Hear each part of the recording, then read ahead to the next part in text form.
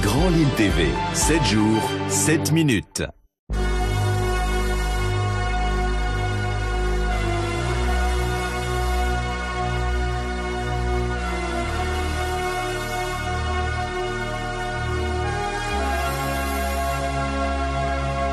En ce lundi de Pâques, je vous propose de nous retrouver ici, dans ce lieu prestigieux, poumon vert de la métropole lilloise. C'est le parc Barbieux à Roubaix, qui sort de plusieurs mois de travaux et qui a retrouvé une seconde jeunesse ici au milieu de ces arbres centenaires.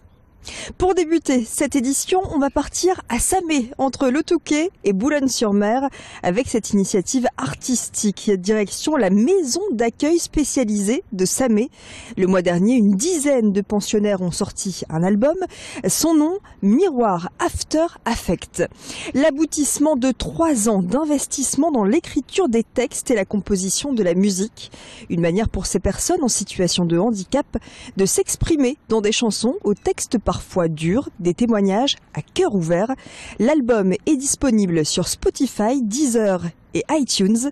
Johnny Labonté, interprète et compositeur, a encadré ce projet. Il s'est confié sur cette expérience au micro de Louis Caillé. On ne savait pas comment tourner des ateliers d'écriture, donc ça a été beaucoup d'idées lancées. Toutes ces idées, j'ai essayé d'en faire des phrases le plus cohérent possible et on a enregistré.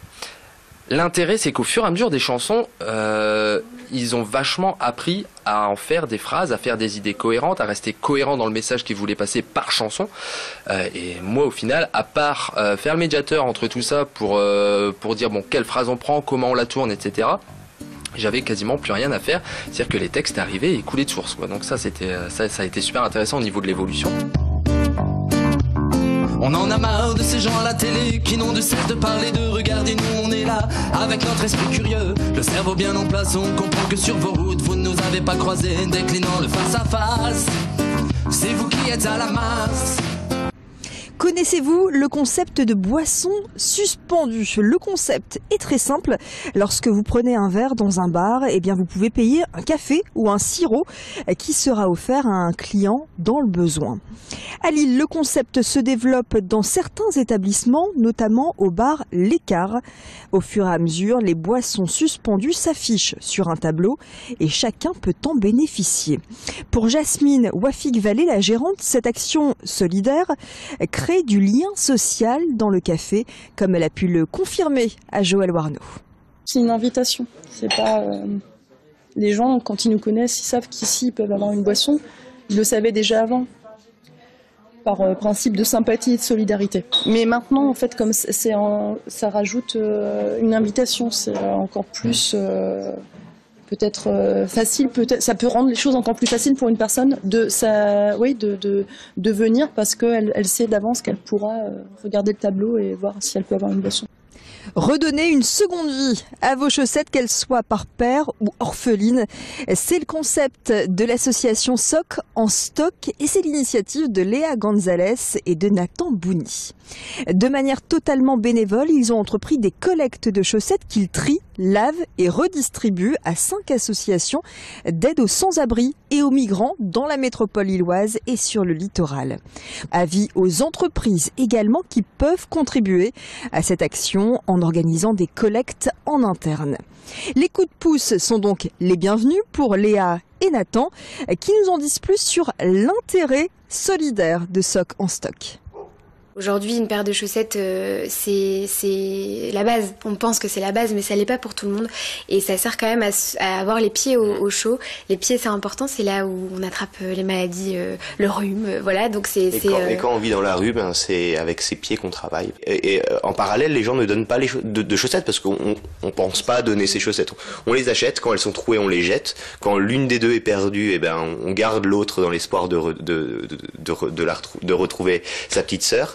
Et voilà, nous on récupère toutes ces chaussettes orphelines et on en refait des paires qu'on va après redistribuer à des gens qui en ont besoin. Femmes rondes, Assumez vos courbes, c'est le message que tente de faire passer Jennifer Annie. La jeune femme a été élue Miss Curvy Nord-Pas-de-Calais et depuis, elle se fait l'ambassadrice des femmes pulpeuses. La féminité n'est pas incompatible avec les rondeurs. La preuve avec ce reportage signé Céline Huret. J'adore ce modèle, mais est-ce que c'est du 42, vous l'auriez en plus grand? En plus grand. De toute façon, chez nous, tous les modèles se déclinent du 40 au 54. Régulièrement, Jennifer Annie se rend dans cette boutique spécialisée dans les vêtements grande taille. La jeune femme de 30 ans a toujours eu des rondeurs, les a toujours assumées et en a même fait un atout. Pendant l'adolescence, on a tout un petit peu nos complexes, mais moi j'avais quand même accepté mes rondeurs, donc et au fur et à mesure du temps, ça s'est confirmé. Donc je pense que c'est juste une prise de position qu'il faut avoir, qu'il faut s'assumer. C'est notre morphologie et il faut l'accepter ainsi. Donc voilà. Donc moi c'est ce que je fais et j'en suis très heureuse et il n'y a pas de souci. Récemment, Jennifer a été élue Miss Curvy, un titre qu'elle a obtenu grâce à la beauté de ses courbes, des courbes qu'elle n'hésite pas à mettre en avant en portant des vêtements près du corps. J'ai porté près du corps pour révéler ses formes. Je trouve ça très féminin, très joli, donc voilà. C'est du shaping, c'est quelque chose de très moulant, mais c'est pas quelque chose qui va, ça va affiner votre silhouette. Assumer ses formes, c'est le conseil numéro 1 de la responsable de cette boutique de prêt-à-porter grande taille. Plus on met des choses larges, amples, plus on a l'impression de paraître plus ronde qu'on ne l'est. Alors qu'il y a des matières, il y a des formes qui vont être près du corps, mais qui vont aussi rendre la silhouette très jolie à regarder, même s'il y a des formes. Avec sa veste en cuir près du corps, sa robe moulante et ses talons hauts, Jennifer applique parfaitement les conseils de Karine. La Miss affiche un bien-être physique et mental. Pourtant, à une période de sa vie, elle a voulu avoir une taille plus standard et a entrepris un régime. Mais avec 4 tailles en moins, Jennifer ne se sentait plus elle-même. J'ai pensé que je me sentirais mieux, peut-être avec beaucoup moins de rondeur. Donc j'ai fait un régime drastique et j'y suis arrivée finalement.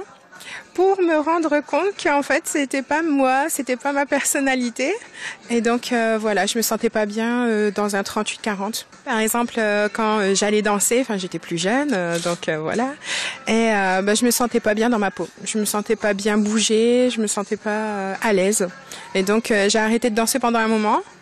Et donc après, quand j'ai repris du poids et là, je me suis rendu compte que vraiment mes rondeurs, ça faisait partie de moi et que voilà, il fallait que je les garde parce que c'était moi. Aujourd'hui, Miss Curvy se sent féminine et épanouie et aimerait que les autres femmes rondes partagent ses sentiments.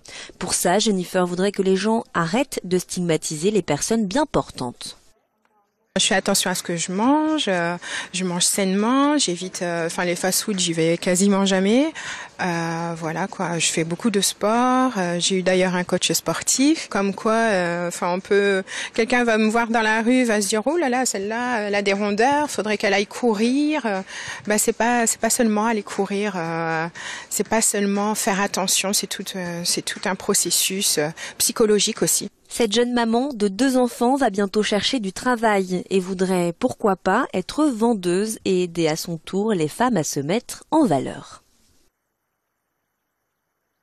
Et puis l'arrivée du printemps annonce le retour des sorties de plein air. Je vous rappelle que le zoo de Lille a rouvert ses portes au public. N'hésitez pas à découvrir les nouvelles espèces, une quinzaine au total. Le résultat d'échanges avec d'autres parcs pour des enjeux pédagogiques, de conservation des espèces et d'embellissement du zoo. Les nouveautés 2018 expliquées au micro de Joël Warneau. Les plus emblématiques, ce seront donc le loup à crinière qu'on peut découvrir en compagnie des tapirs et des capybaras dans l'enclos excursion sud-américaine. Donc le loup à crinière qui est un canidé assez atypique entre le renard à échasse et le loup, donc très haut sur pattes, 90 cm au garrot, un animal omnivore qui cohabite pour l'instant très bien avec nos tapirs. Ensuite, en autre nouveauté assez remarquable, on a accueilli de nouveaux reptiles dans le secteur voyage exotique qui a été entièrement rénové. Donc on présente un gros mâle iguane vert, on présente un caméléon casqué aussi du Yémen. Et ensuite dans les autres nouveautés un peu à plumes, on aura comme ici autour de nous les vautours au rat, qui sont donc deux oiseaux charognards d'assez grande envergure qu'on a introduits dans l'enclos sous les tropiques avec tous nos ibis.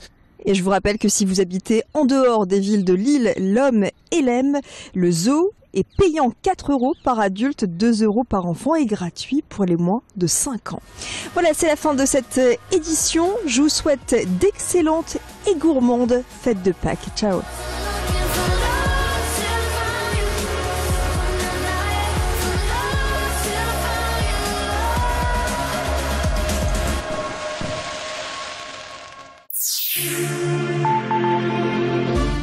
Grand Lille TV, 7 jours, 7 minutes.